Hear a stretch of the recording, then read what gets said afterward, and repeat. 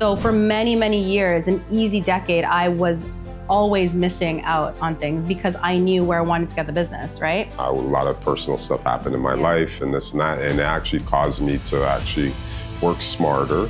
Today, though, it's completely different, right? I'm at that place where I can really decide, okay, I'm gonna put my family first. I'm gonna put the business like on the back. How do you balance that?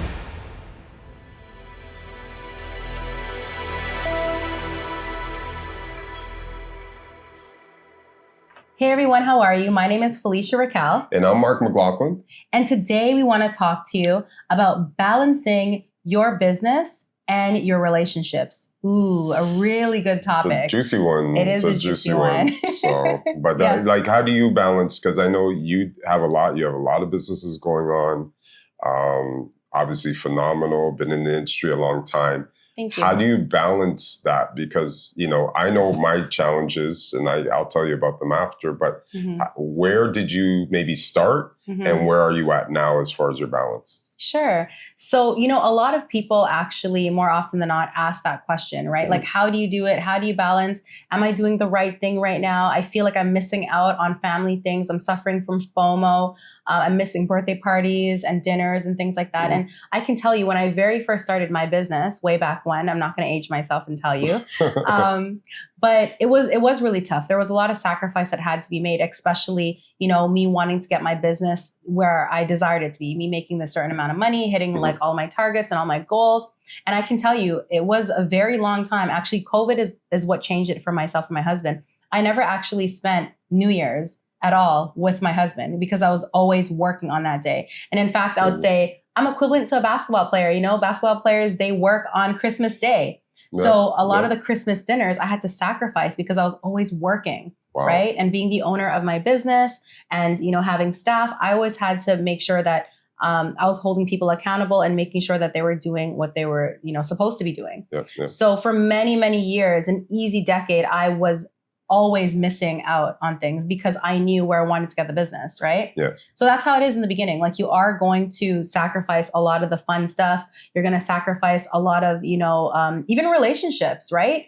You might not be like the best friend that someone wants you to be because you can't really be there because your business comes first in those interim stages. But you have to just know and trust like what the outcome is going to be. So today though, it's completely different, right? I'm at that place where I can really decide, okay, I'm going to put my family first. I'm going to put the business like on the back end today. I have staff that can run things. I have systems in place, which is so super important. We're going to talk about systems in another episode and the importance of it as well. So now I'm at that place where I can be like, okay, let me woosah a little bit. I'm going to take a day off or take a week off and go and travel and spend time with my loved ones and be there for the Christmas dinners and Thanksgiving and such. And quick question, how long did it take you? I know it took me a while, but how long did it take you to get there, you think? Like when was that sweet spot? Was it around COVID or was it just after COVID? Like how many years were you in the business before you felt like, okay, I'm balanced now? I think it was really because COVID allowed us to reset, we were forced to stay home. I realized how much I really, you know, people got a rude awakening. They realized how much they really loved their spouse and they could stand them. And then they also realized if they couldn't stand them, right? Well, I realized how much I loved being like, you know, with my husband and his presence and like, you know, just kind of getting to know him from a different perspective. And we're forced to, you know, so I was like, oh, this is really nice. I really want to spend a little bit more time with you. I want to travel a lot more. We were big travelers before, but I'd always bring work with me. Right. So it was always like I was always working all the time. And I'm a workaholic. I love, like, you know, they say when you have a passion and you find yourself, you never work a day in your life. Right. So that feeling of just enjoying what I do, I'd always carry it. And so I was sacrificing all the quality time that I could have been given to my husband. Right. So it did take me a long time to find that balance. And to answer your question, it was actually at COVID. Now, if COVID hadn't happened, would I still be where I am right now? I think people end up experiencing kind of like a burnout or something will happen or maybe your family will start to crack down on you and be like, you never have time. And then you got to go and reflect and figure it out.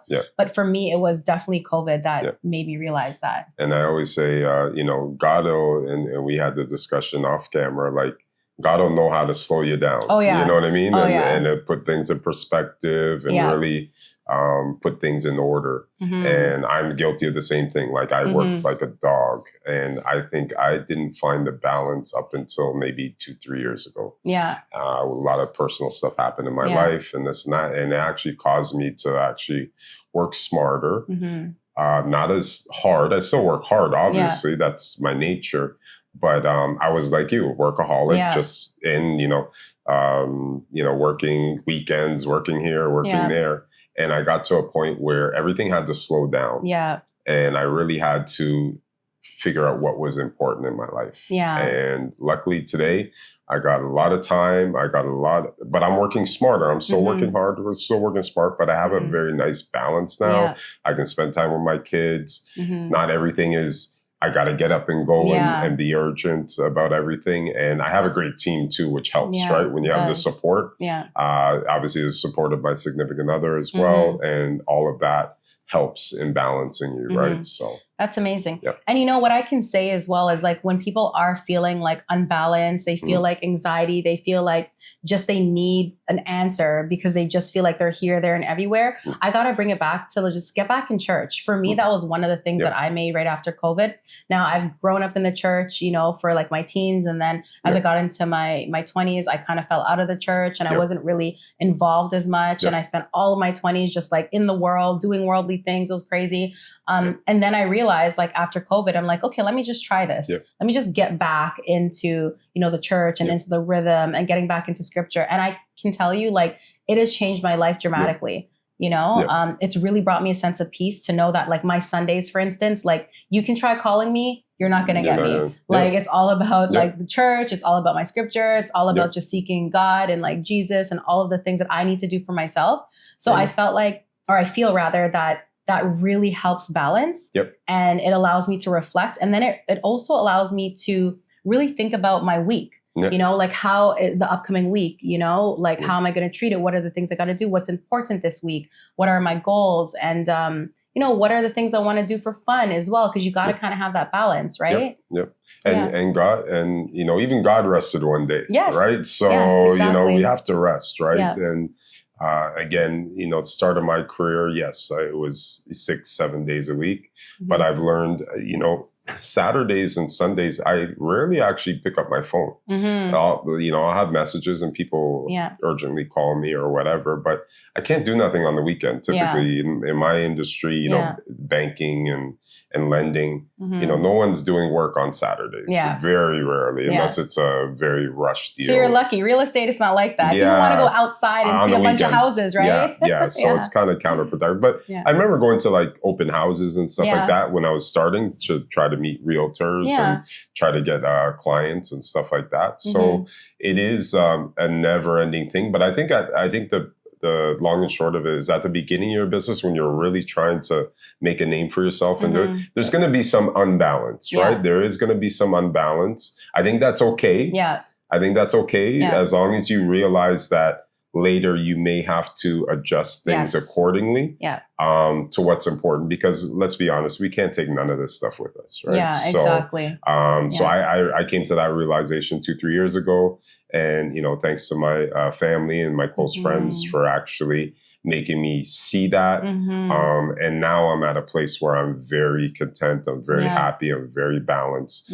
But I could never have gotten there unless I was unbalanced first. Yes, right? exactly. So you got to do a lot of that self-development internally, right? You always got to consistently grow, right? And you got to continuously like seek like what is the best strategy you should take in order for you to grow. And I always say, like, there's something I mentioned earlier today when we were speaking to some of our coaching clients, is like just referring to the bamboo tree and how it takes 5 years for it to actually sprout. Like there's nothing that's happening, because once you plant it, everything is happening in the ground, right? And then all of a sudden, after 5 years, in its 5th year, it sprouts out and it grows 90 feet, right? In just a matter of 6 weeks. That's nuts. Right? It's crazy. So a lot of the stuff that we as humans are doing here, we got to do a lot of that, like deep diving and self-development and balancing and restructuring and, reflecting and showing gratitude and getting back aligned. And then you're going to reap the success of that, right? So it's a lot of work.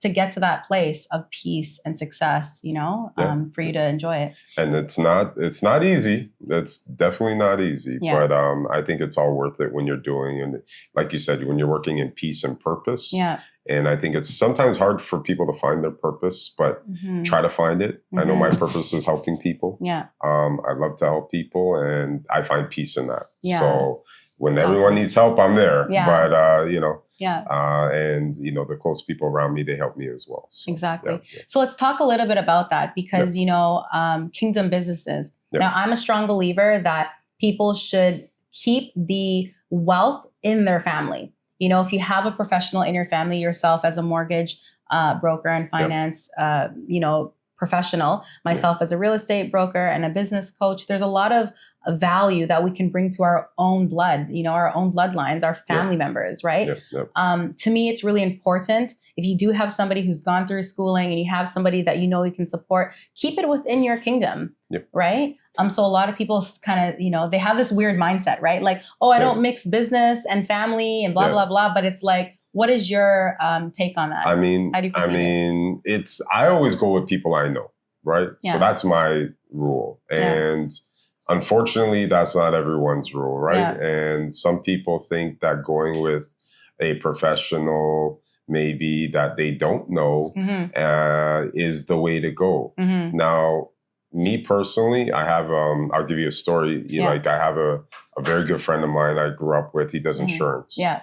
And the thing I love about him is I always want to give him the insurance first, right? So I'm like, hey, his name is Tony. I'll say, hey, Tony, I need this insurance done, this and that. Now, if he knows he can't get me the best deal or best price, or it's something outside the box he can't do, then he refers me to someone that he trusts that can get it done. Yeah.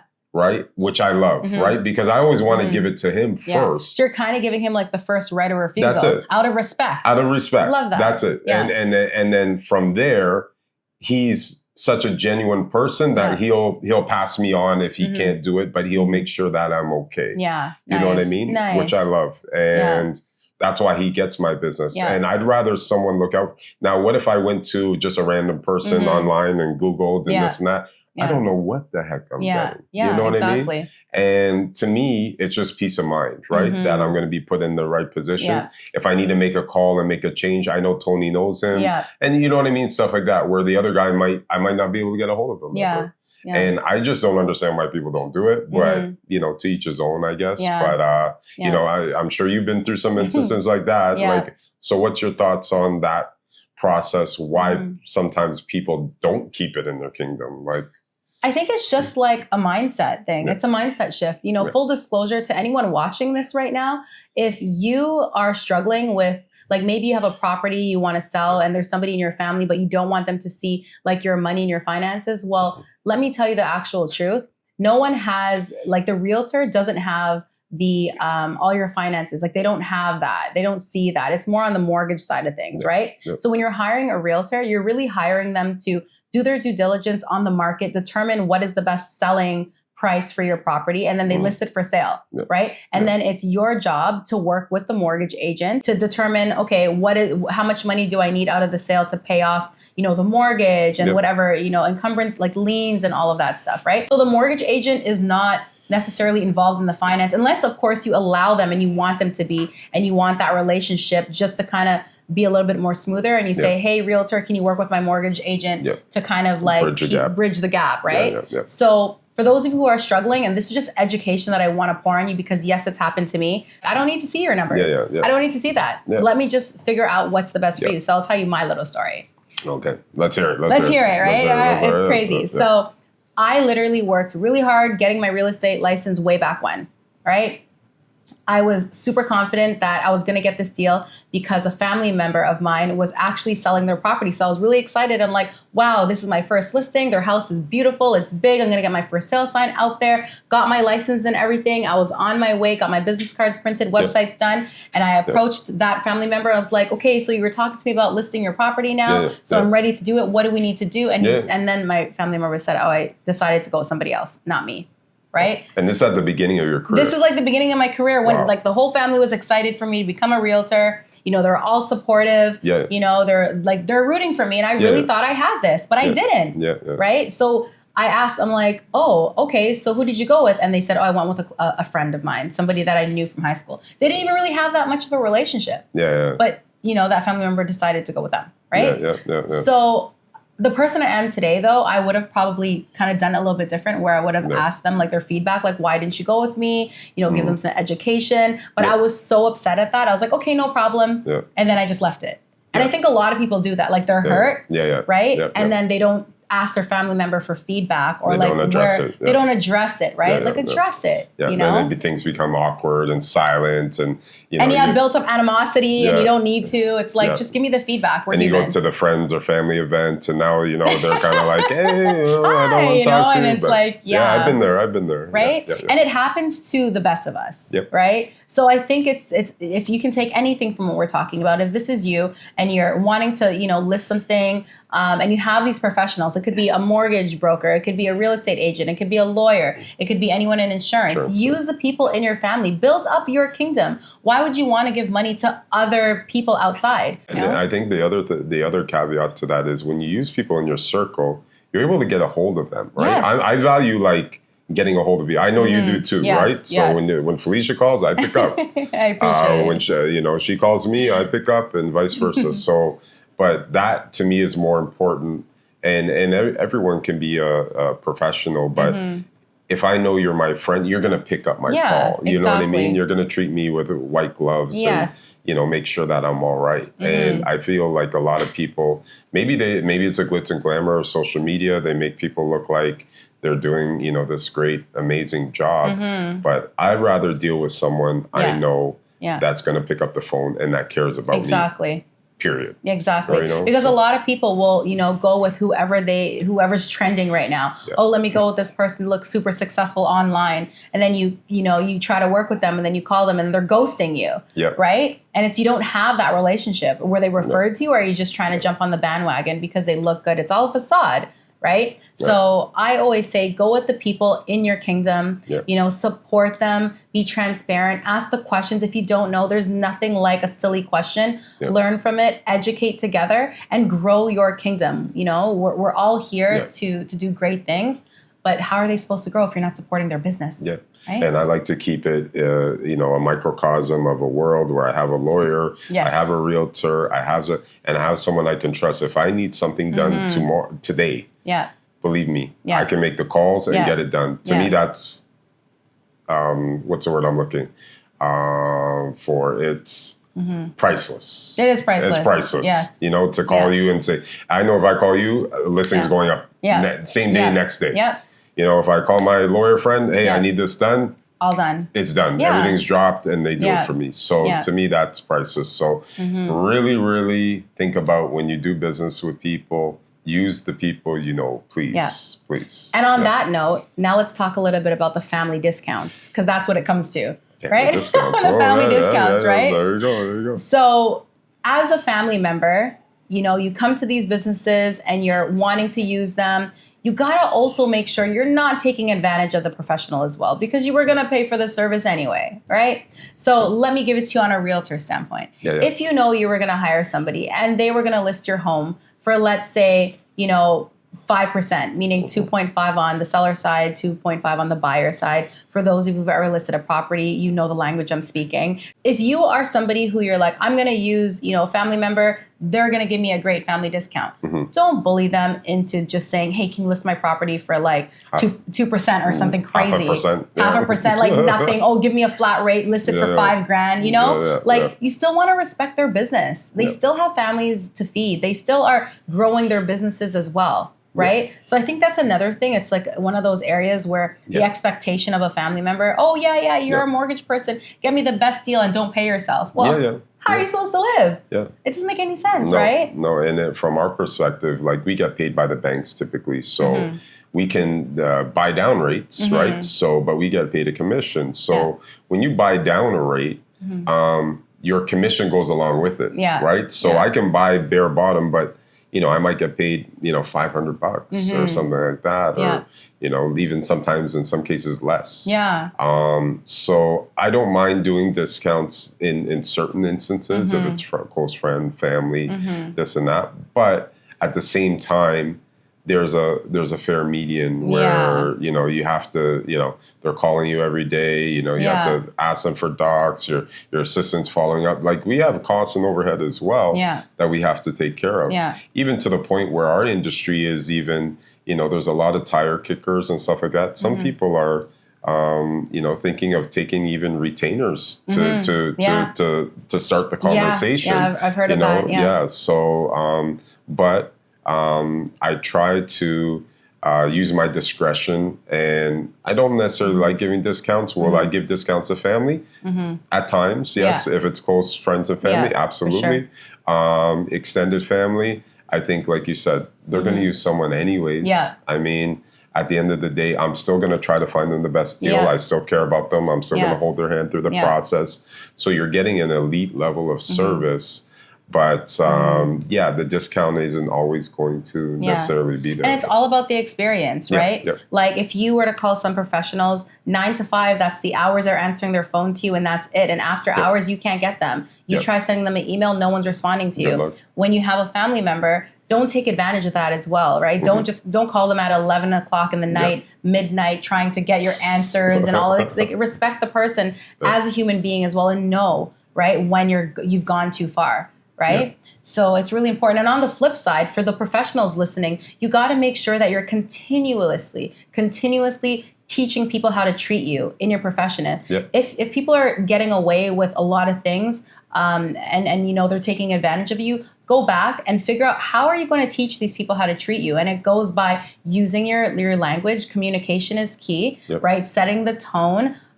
Don't be so shy or embarrassed, or don't be weird about it. Just have the conversation, right? And just be genuine, and don't be rough about it, but just learn how to properly communicate. I think if you learn how to properly communicate how you're feeling, what you're going through, the expectations, things will be a lot much more smoother. And like you said something very important there. Set the tone from the beginning, right? And boundaries are important, right?